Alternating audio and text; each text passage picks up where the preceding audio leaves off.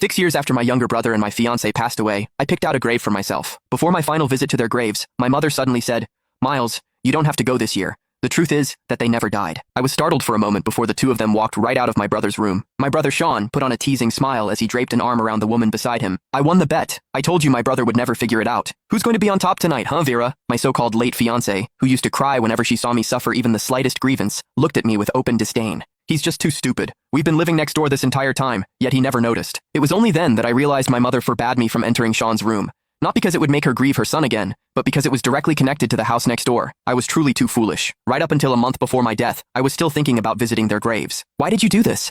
I suppressed the trembling in my body, asking Vera with red-rimmed eyes.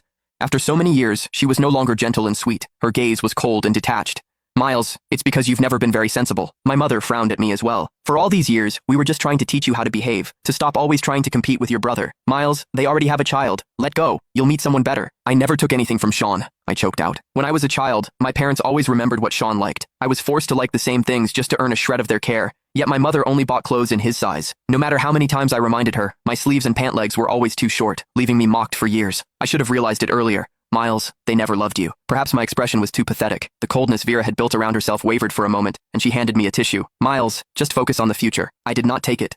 Sean put on a guilty act beside her. "Miles, I'm sorry. Vera and I haven't registered our marriage yet. I'll give her back to you." Suddenly, my mother raised her hand and slapped me. Hot pain flared across my face. I looked at her in disbelief, her voice cutting through the air. "Miles, what are you even doing?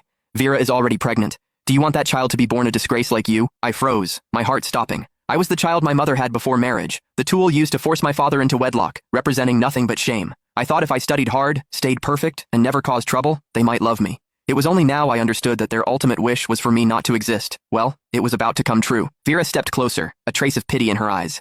"Miles, we can still be friends. Sean and I will take good care of you." I backed away. "Don't touch me." 6 years of suffocating guilt. Every All Souls Day, I had wept at their graves, apologizing for a tragedy that never happened. Even my parents had helped them stage this performance. I looked at my mother. "The room you said I wasn't allowed to enter because it would be too painful. It connects directly to the house next door, doesn't it?" My mother's eyes flickered, but she nodded stiffly. "So what if it is? We did it so you could let go completely and live your life properly." "Live my life properly?" I let out a cold, sorrowful laugh.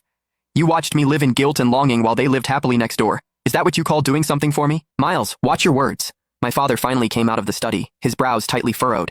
"They were in love. They only faked their death so you wouldn't be hurt. They've already suffered enough over the years. What else do you want?" "In love? Suffered?"